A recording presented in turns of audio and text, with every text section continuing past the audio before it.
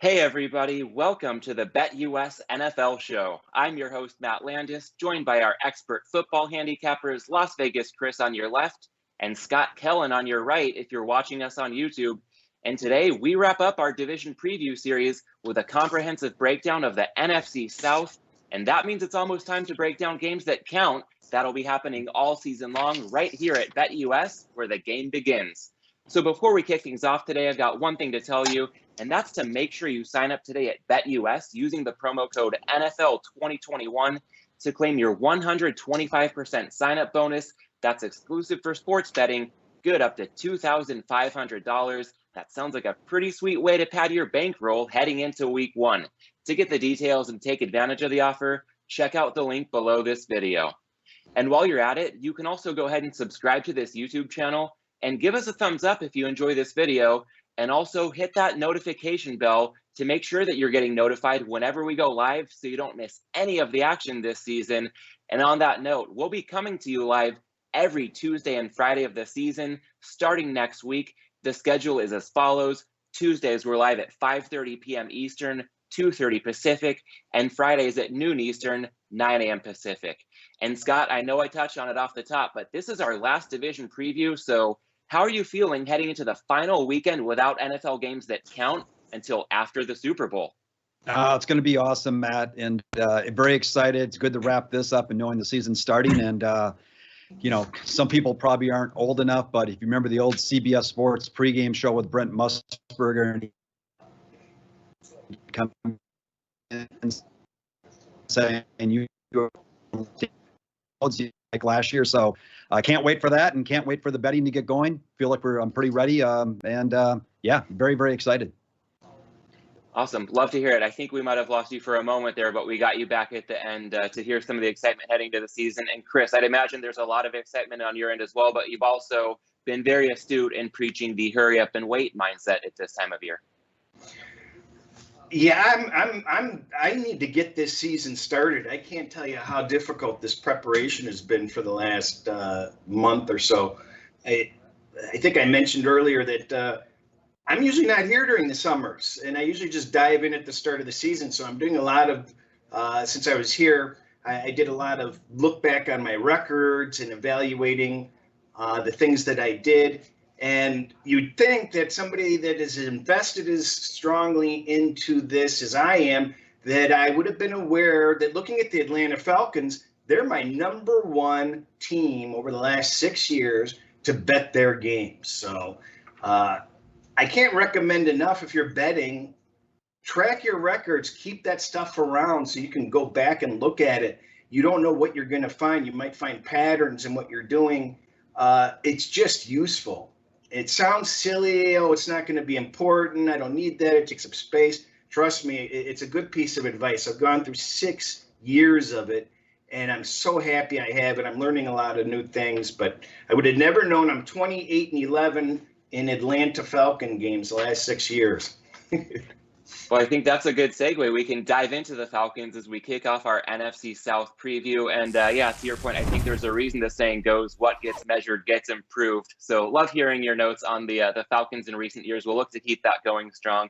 And in 2021, they're quite a long shot to win the Super Bowl, NFC, or even this division, but they could be poised for a big step forward coming off of last season where they had some pretty brutal luck at times. Regular season wins sitting at a flat 7.5. And Chris, when it comes to the Falcons, you mentioned they're the team you've had a really good gauge on lately. Just how much of a step forward do you think they're poised for as we head into 2021? Well, it's kind of odd because I really never enjoyed betting Atlanta Falcon games. I do know that at least one game stands out from last year's. I had the Detroit Lions last year, and they didn't belong covering that game. So another example how you have to be lucky.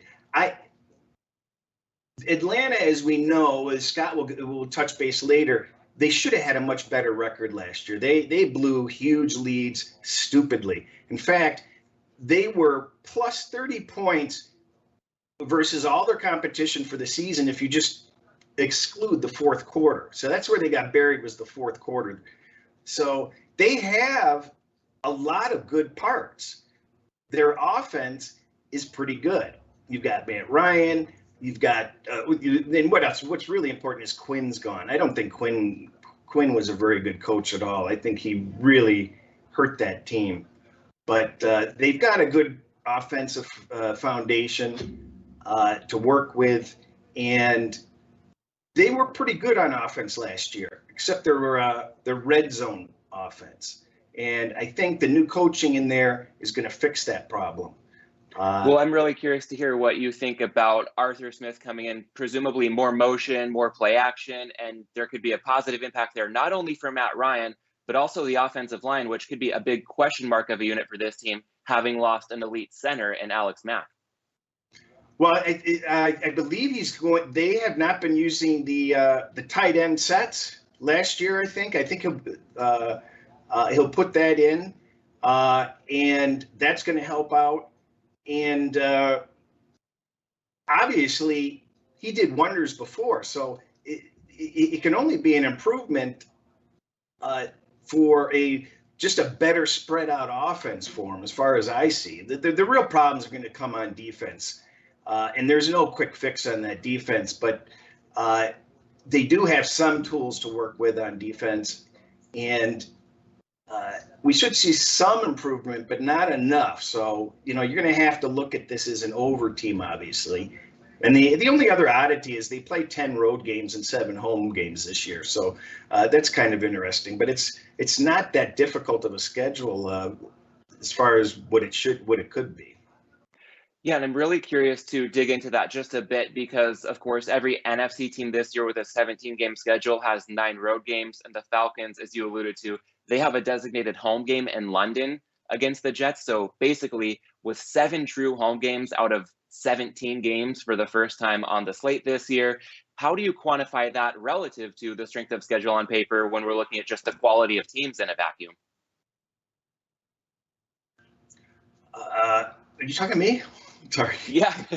Yeah. Following up on your point about the fact that they only have 7 true home games this year. We'll get Scott's input as well, but I'd love to know what you think of it. You know what? I got to be honest. I spaced out a little bit because nobody knows. Before the show started, nothing worked, and there was panic in the streets here. So trying to get my brain is like going in 500 different directions because I was so stressed out. So I'm just like, ugh. I'm sorry. I don't. I'm sorry. I missed the question. That's perfectly fine. So you mentioned the Falcons basically having a heavy set of road games this season. In fact, they're only looking at 7 true home games. And how do you quantify that impact on their schedule versus just the quality of teams they're playing? If we look at that in a vacuum, obviously it's going to be a road warrior mentality for Atlanta this year.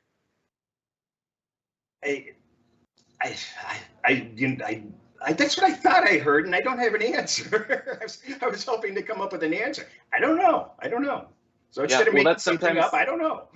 That's the best answer we can get sometimes. If you don't know, it's something to watch for. We haven't seen this before.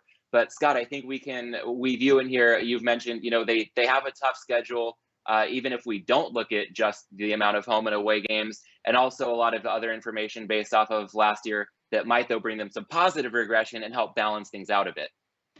Yeah, if we can throw up the Pythagorean numbers, we can kind of look into that. As you said, Matt, they win 4 games last year, but from their Pythagorean standpoint, they should have been much better than that. Chris kind of alluded to that as well. The Pythagorean shows 7.6 wins versus the 4. That's a dramatic difference for people that look at that kind of stuff. And then if we factor in, they're playing an extra game this year, 17 games, that really gets them to about 8.1 wins. So, and then look at the close games. They were 1-8.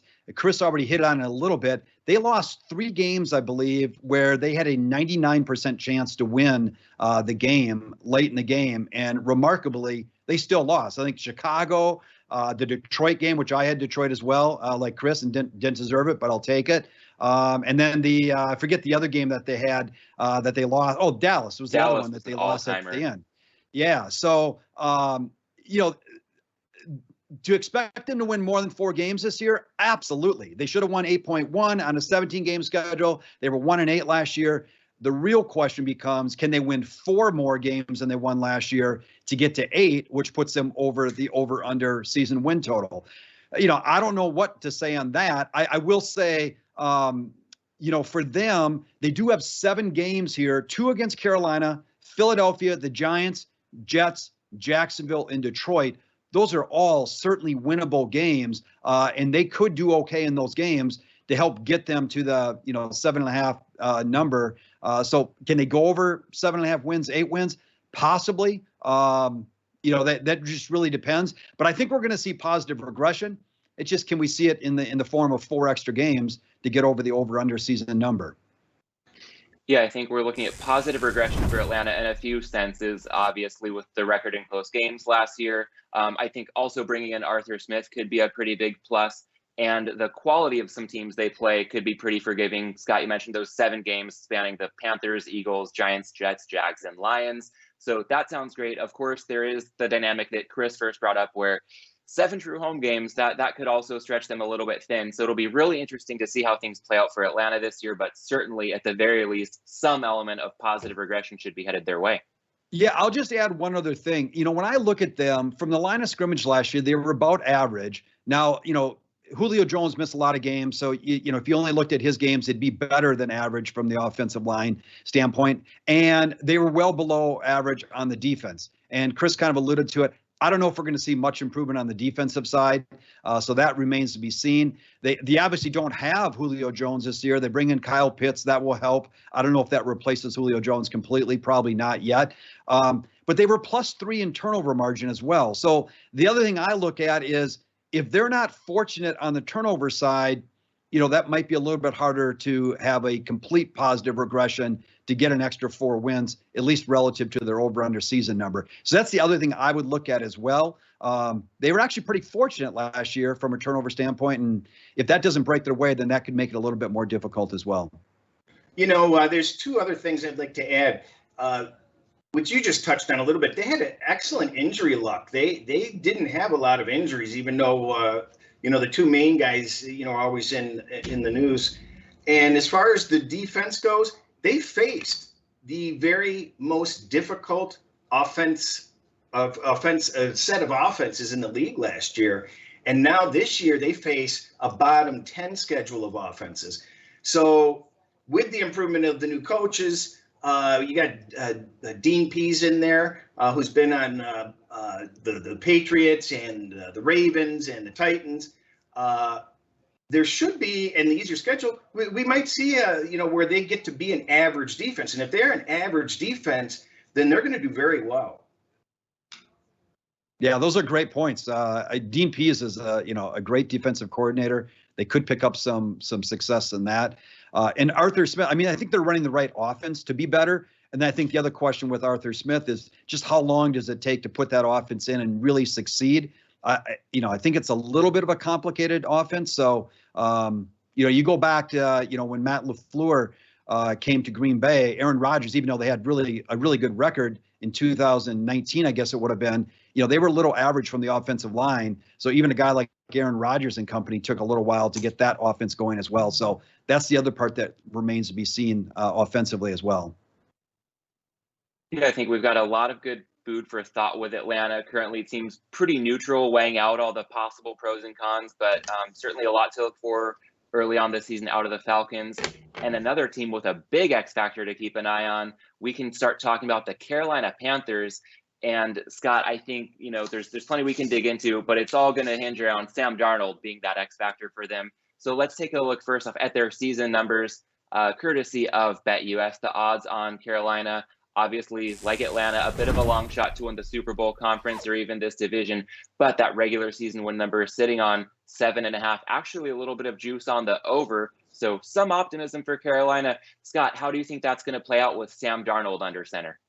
Well, Sam Darnold's interesting. He last year, obviously the Jets moved on from him. Didn't feel that he was their guy going forward. Didn't really succeed a whole lot, obviously there in New York.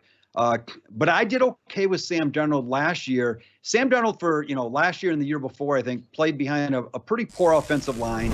And then last year, they didn't have their receivers for a good part of the year. Late in the year, I think I went 3-1 or 4-1 against the spread on the Jets once they finally got their receivers in place. So and they were about average from the offensive line when he had a healthy receiver core to throw to. So I think there's some potential there in Sam Darnold, and he's probably going to get better coaching this year than he ever got from Adam Gase. I don't think that's any doubt about that.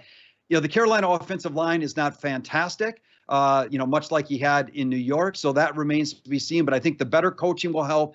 And he certainly is going to have offensive weapons to go to. And, Carolina was average from the offensive line last year on offense.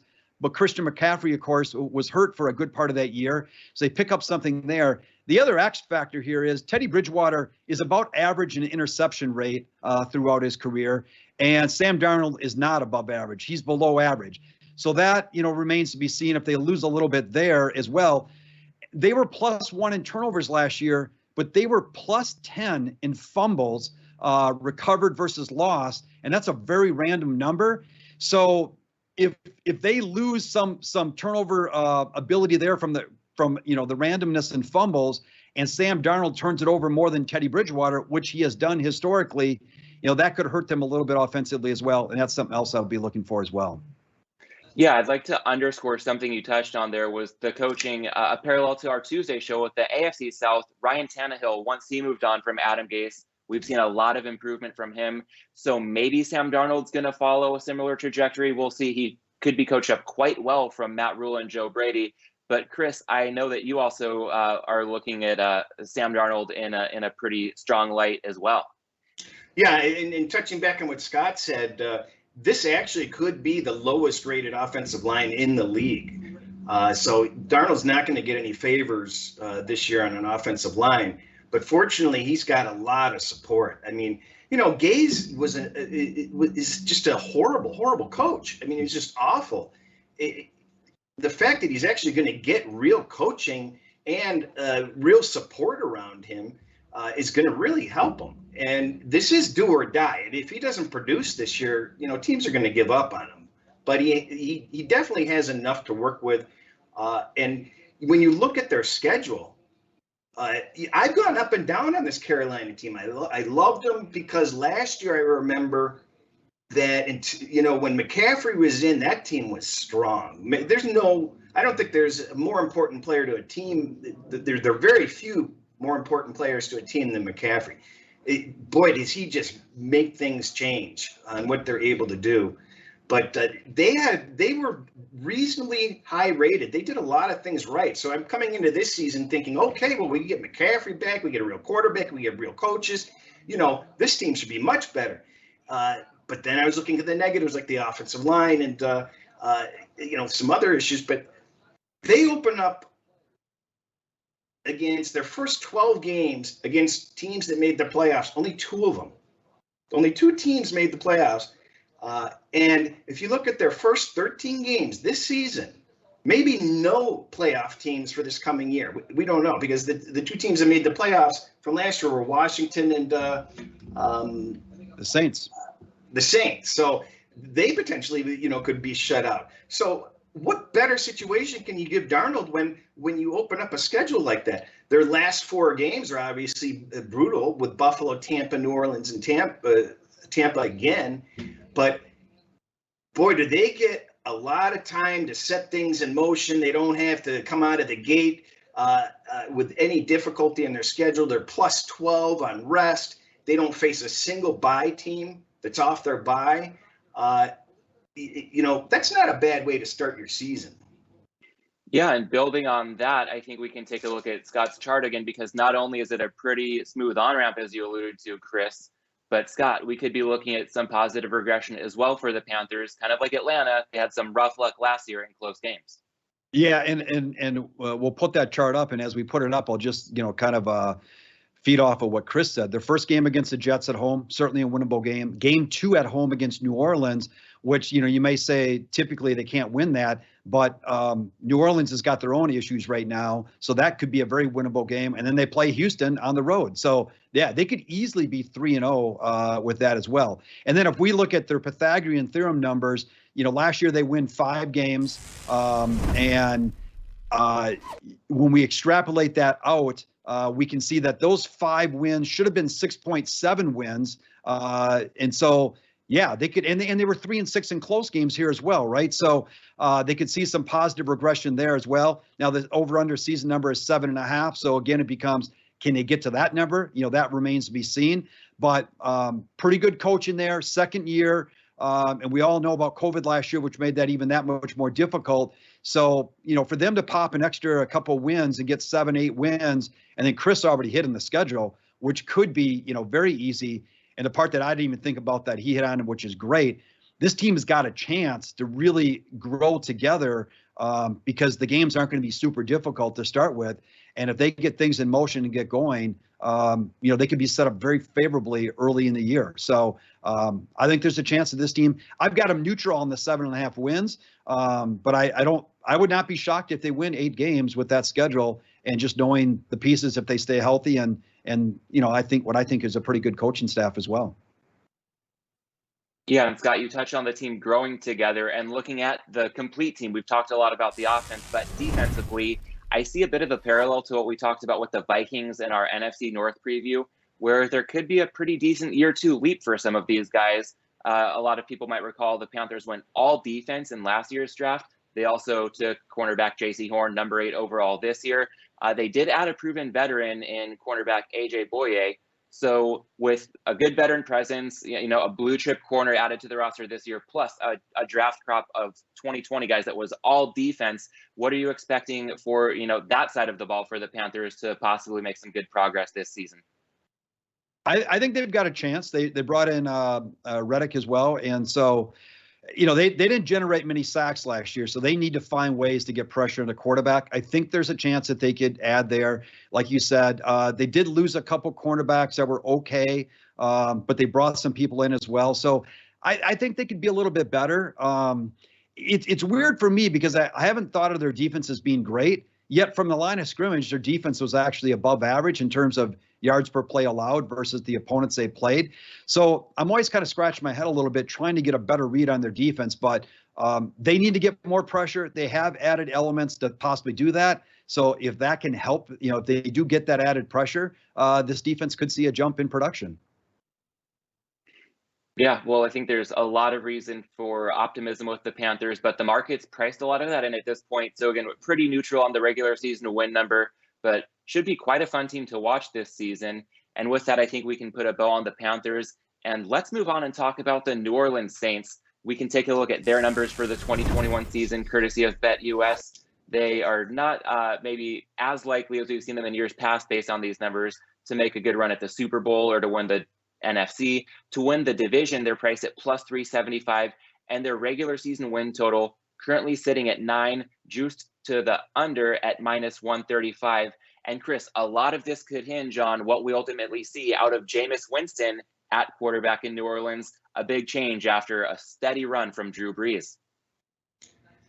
Yeah, but talking about him, I wish they would have gone to him in the playoffs. Just looking back at 2020, I have to say the Saints were solidly my number 1 team the entire year. In fact, they improved on the metric scale 11 weeks in a row. I'd never even seen a team do it even like 7 or 8 times in a row. So they got better and better and better and better. And if you remember, they only played 3 games with their entire offensive unit. And I still have them as the 5th best offense for last year. I had them as the number 1 defense, and I had them as the number 1 team entering the playoffs, and I had very high hopes for them to go all the way. And it's just very disappointing that they put in Brees with broken ribs instead of a healthy quarterback, and it showed. This team last year had a lot of depth and had everything covered. If they lost their talent, they were still able to overcome. When you talk about Brees being gone, they're 8-1 without Brees. All the more reason to have not played Brees in the playoffs. Extremely frustrating for me. I was 8-3 betting on them last year, and they really should have gone all the way, in my opinion. They just a disappointment for me. But so I just had to say that. So really quickly on that note, I have to ask, I know that Brees played poorly in the playoff loss to Tampa Bay, But do you think with Jameis Winston, or even when Breeze was sidelined during the season, Sean Payton went to Taysom Hill for a good stretch there. Do you think that either of those two guys would have taken the Saints all the way had they been under center? Yeah, well, yeah. I mean, they certainly would have had a better chance than playing a guy with 2 broken ribs that was having difficulties. I mean, again, I go back. They were 8-1 without Breeze over recent history.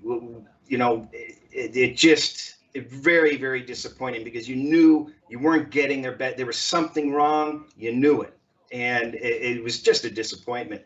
And this year, you still have problems because Hill, I think, does have a big contract, and they give the ball to Winston, and I believe I saw Hill say, "Well, if somebody doesn't want to start me, I want to go someplace where I want to go, be a starter." So are we going to have a problem there? Peyton was already kind of mentioned that he was disappointed that we didn't know that there was going to be a surgery coming. Why didn't you have the surgery, during the off season for Thomas? So there's little cracks and chinks in the armor coming through, and their depth is not there this year. They're still okay. They're a solid team. I mean, what's really a bummer here is everybody sold the Saints, and I was just licking my chops saying, you don't know your football if you don't understand who's still on this team and the way, with the coaching and how well they did without Breeze. They were going to be okay. But now you're starting to see more injuries and a little strife. We're not playing in the Superdome where you got to go on the road. You've got all these other distractions. So that's a big concern for me. Yeah, fair enough. And Scott, when it comes to the distraction of relocating early in the season, I know bigger picture, there are far more important things than football. So I think I can speak for all of us with our hearts going out to anybody affected on the Gulf Coast or even the East Coast more recently. But we are here to try to, provide some value from a betting standpoint so we can try to compartmentalize in that sense. When it comes to the disruption with the hurricane, the new quarterback situation. I mean, Chris mentioned there's plenty of talent on the roster, but there's also, between turnover and distractions, a lot going on in the periphery with this team. Yeah, I mean, and it's hard to quantify that. And they've said that, hey, they could be away from New Orleans for a month. It seems a little long, but that's possible. And so we already know they're going to play this first game in Jacksonville against Green Bay, and while it's not great to lose home games, sometimes you can lose home games against vastly inferior opponents, and it's not the end of the world. But they're losing a home game against Green Bay, which is a team that they need to play at home. That would really help them a lot. So they lose that. Now they're going to go on the road for a couple games to Carolina. All of a sudden, that might not be an easy game now because of everything that's happening. Chris talked about, you've got a suspension on the defensive line. Thomas is out. They've lost some players. So that's not easy anymore. And then the third week they go to New England. Well, now you're going to run into a very good defense and a very good coach who, when you had Drew Brees as a leader, at least you kind of knew what you're getting from the quarterback spot in Drew Brees. Jameis Winston certainly has a ton of talent, but does Belichick get in his head? Also, all this stuff becomes much more difficult. And I don't think they're coming back to New Orleans after any of these games. So if they're away from home and all that for a month, that can start to take a toll on a team and make it very, very difficult for them to perform where they need to perform. And I'll just add one other thing. Chris talked about them being 8-1 without Breeze, and I think that's phenomenal. And that really speaks to what this team was and how it's built. You think back a couple of years ago when Aaron Rodgers went down and the Packers folded, which tells me they don't have near the talent on that team, at least speaking a couple of years ago, that they needed to really perform with somebody else at quarterback. Not to mention they probably didn't have the proper backup quarterback. But New Orleans has an offensive line. They had a great defensive line, still not bad, but they have started to lose some pieces of that. And now, of course, you don't have Breeze, and Winston's a wild card. Certainly has the upside potential, but also has some issues that we know about as far as throwing interceptions and whatnot. Yeah, well, building on something you mentioned with the schedule, even aside from the disruption they're dealing with now, it's a pretty tough start to the season. So between their schedule, record in close games last year, anything Pythagorean related, we can pull up that chart. And what stands out to you when we apply this to our Saints outlook for 2021? Yeah, it's pretty standard. They win 12 games last year. The Pythagorean number says that they should have won about 11.2 if we extrapolate that out over 17 games. So that's, 2.2 wins more than what they're being asked to win this year. So that, catches your eye. Okay, well, are they going to decrease by 2 or 3 wins this year? That's questionable. They've certainly lost a lot of pieces, so you could make that claim. They're 5-3 in close games last year. Nothing really to take from there. That's, fairly close to being average. And then if we look at their lines, their projected wins based on the lines for all 17 games this year, it's at 9. And actually, before the show, I adjusted that obviously they're not playing that first game at home. It's on the road. They're now +4 rather than +3. That takes you down to about 8.9 wins based on their projected lines all year. And that stuff could get even worse if this starts to kind of fall apart on them early in the year. So, their projected lines say they're right where their number is going to be. I think we're going to see some regression to the negative for all the right reasons, but that's off of 12 wins last year. And, kind of like we said with Atlanta, does that mean they regress enough to really win 8 games, which means they'd have to go 8-9, which seems a little bit unfathomable for the Saints, seeing they've won so many games over the years and still have some pretty decent pieces on that team. So that's what keeps me off from going under on them, because Chris hit it. It's still a pretty good team, just personnel-wise, but they've lost a lot. And, I don't think they're winning 12. I don't think they're winning 11. 8, 9, or 10, that sounds about right for the Saints for me. Yeah, it's really popular. Everybody's on this New Orleans Saints under, and they very well may go under. But I'm telling you, a lot of these people don't realize what's in the trenches and how, the little things that they've done well. They've been number 1, 2, or 3 in special teams each of the last 3 years. They haven't finished less than number 11 offensively in 15 years. They average the 6th best offense. Sure, they're a little weak on wide receiver, but they've got they've got some things in the schedule that are okay. They've got +8 rest. They don't face any teams off the bye. They've got an early bye if they start poorly to kind of push the reset button. And then also, against what Scott said, what happens if they start off well? Couldn't that really inspire a really monster season if they're able to, get through these obstacles early on and have some success going into the bye week and they get Thomas back? It can go either way. It really can go either way. And here's one last lesson. Saints, my bread and butter last year. It's all new. My favorite team is money when it comes to betting the NFL. And if the Saints fold like a paper napkin, I'm not going to avoid betting against them. If they're going to make me money, just because you make money on a team one season or 1 week or 1 month, you got to be able to dump them, like a bad girlfriend. I mean, you just have to.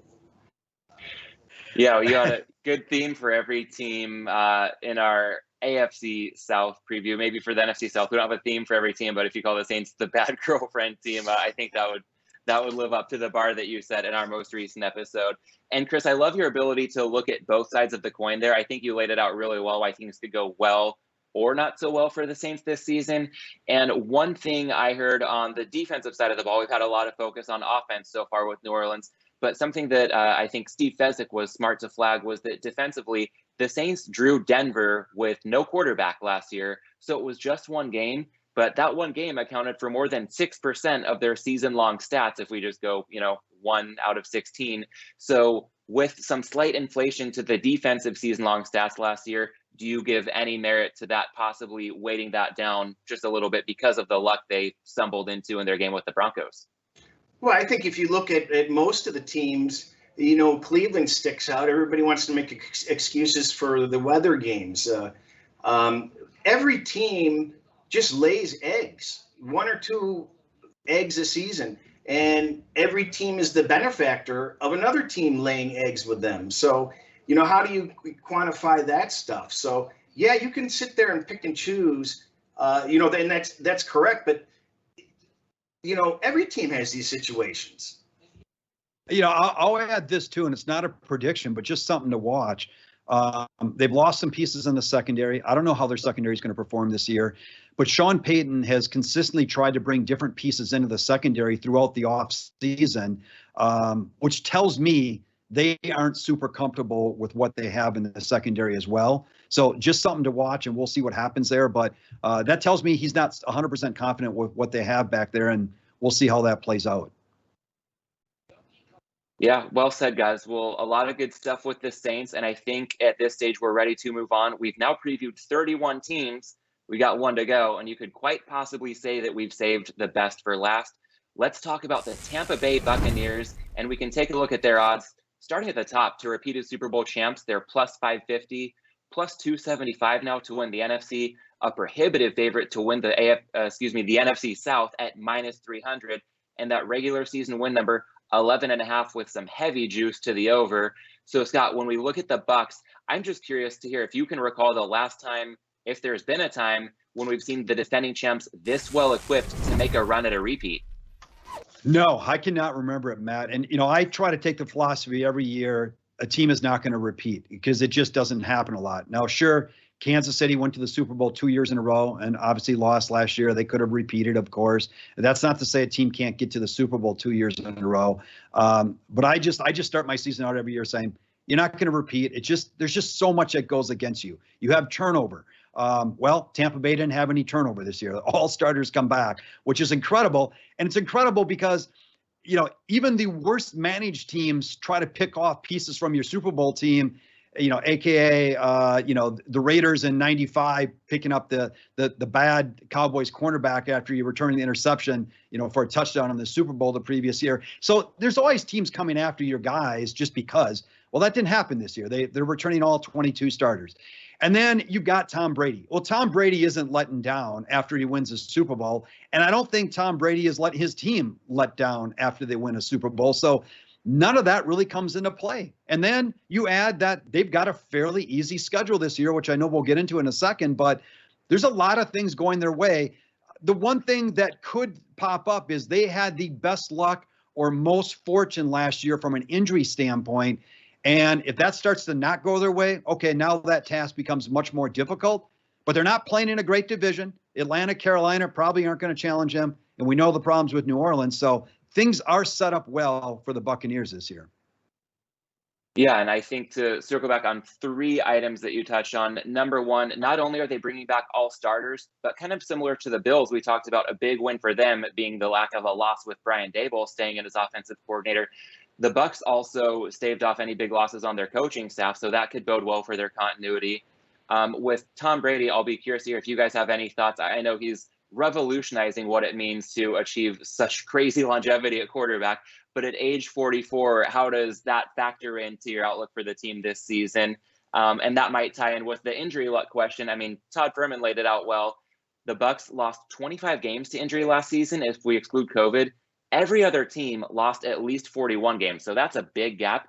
And there's an even bigger gap to the league average being in the 70s for games lost to injury. So it's more likely than not that the Bucs will have their depth tested a little bit more this season. Yeah, you touched on it. I actually had those metrics written down also. They were very fortunate, and probably not having a preseason probably helped that team last year.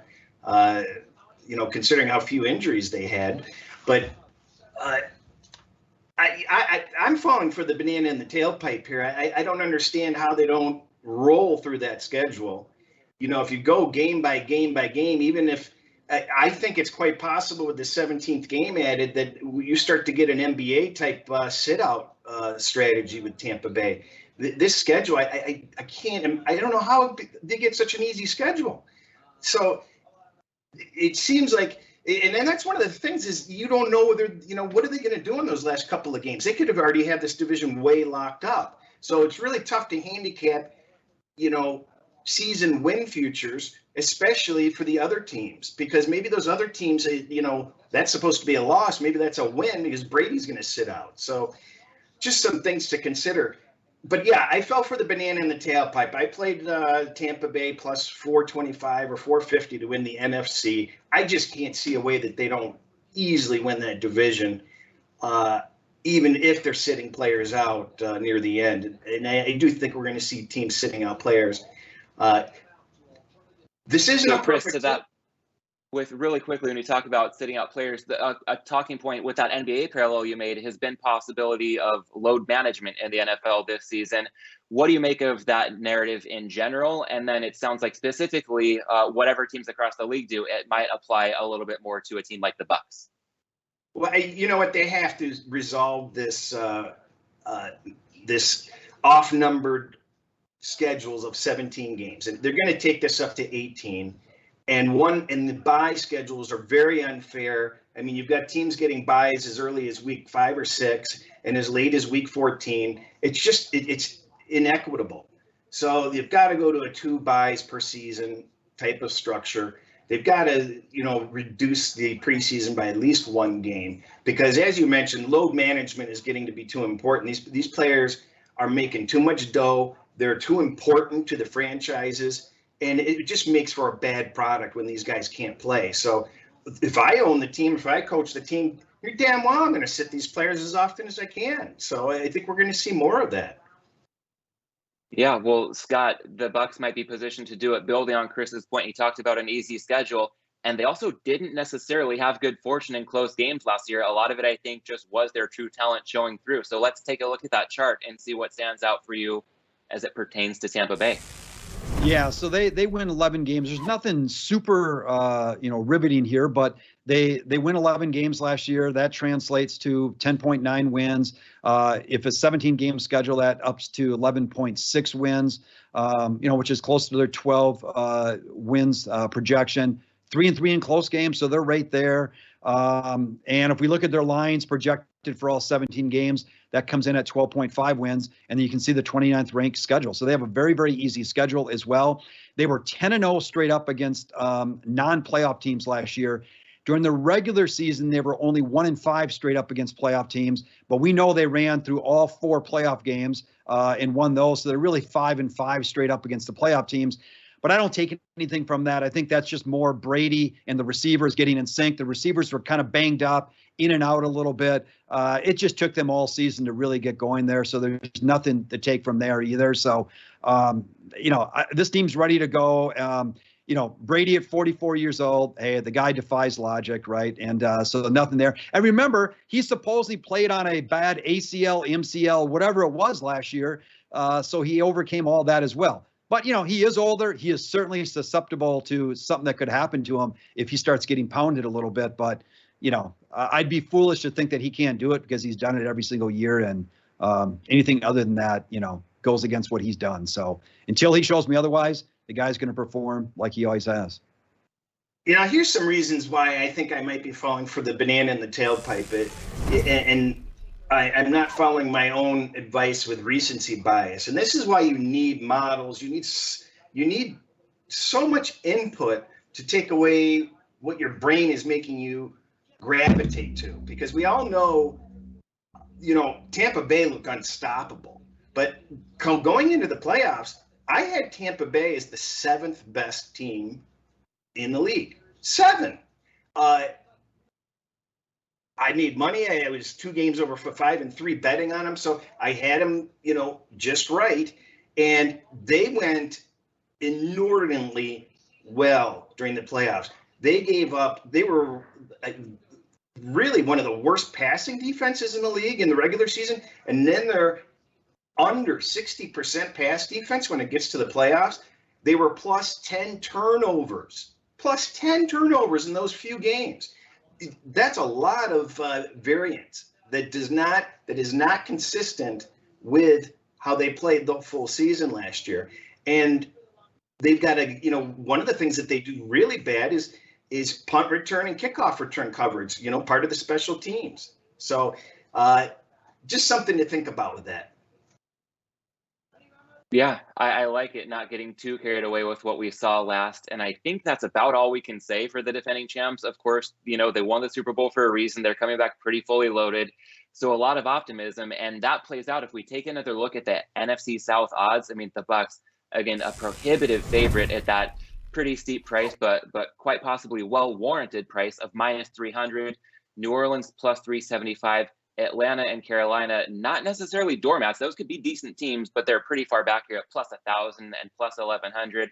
And guys, as we hit the home stretch here, I think there's one bet pertaining to this division, and that comes from me, so I'll give a quick breakdown on it. And I have decided to make a small play, taking the plunge on the Saints to go under 9 at -135.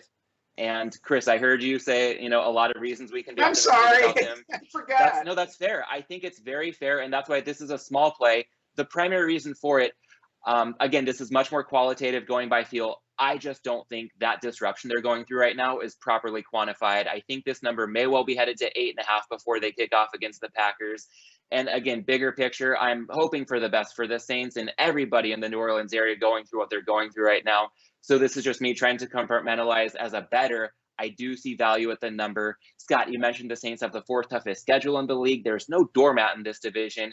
And if we're looking at the possibility of just 6 true home games, that's an especially big hit for a team like the Saints, considering their top-tier home field advantage.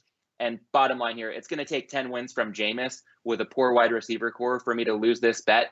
And it could happen, but I'm willing to pay to see it. Yeah, I don't.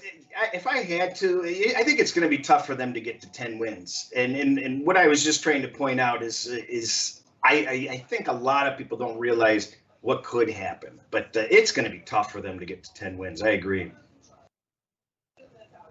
Cool. All right. Well, that's the play for right now. We'll have plenty of action to dig into next week when we start talking NFL Week 1. We've got games that count right around the corner.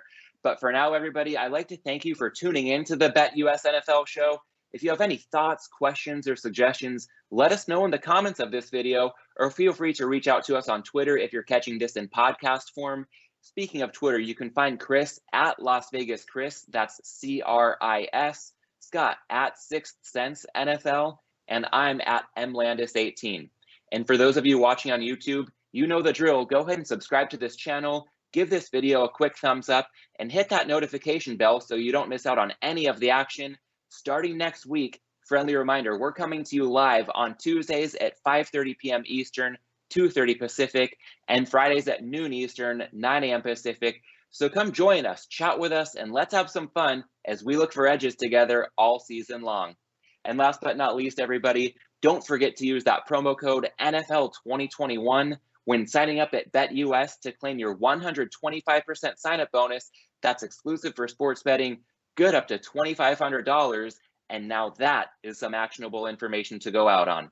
One more reminder, we'll be back with you every Tuesday and Friday throughout the season. Next up on Tuesday, we'll take our first look at the Week 1 board. So we'll see you then, right back here at BetUS, where the game begins.